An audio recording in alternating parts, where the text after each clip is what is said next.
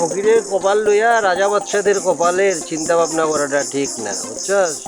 কপাল লাগে একটা। আমার একটু বুদ্ধি দেন না, যাতে আমি সারা জীবন কইটা কেটে খাইতে পারি। আরে কিতা বুদ্ধি দিমু বেটা? বুদ্ধি দিলে কাজ হইব কিনা এটা তো কইতে পারবো না। আমার বুদ্ধির লেভেল আর তোর জীবনের লেভেল তো এক না, বুঝছ না?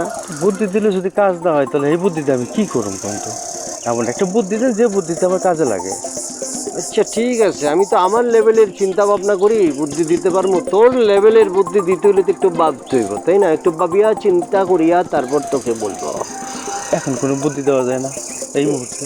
এই হচ্ছে তোদের দোষ, তোদের ধৈর্য নাই। ধৈর্য নাই, খপ করিয়া তেতালায় উঠতে চাস। ধৈর্য থাকতে হবে, ধীরে ধীরে সুস্থে সুস্থে আস্তে আস্তে পরিশ্রম করিয়া উপরে উঠতে হইব বেটা। পান বাড়িতে যে আমি আসছি, কেমন করিয়া আসছি? এই যে আমার বউ, তার সাথে আমি মনে করছি 7 বছর প্রেম করছি। কত গঞ্জনা, কত লাঞ্ছনা ভোগ করিয়া তারপরে খান সাবেরে মাথা নত করাইয়া জামাই হিসেবে ঢুকছি বেটা।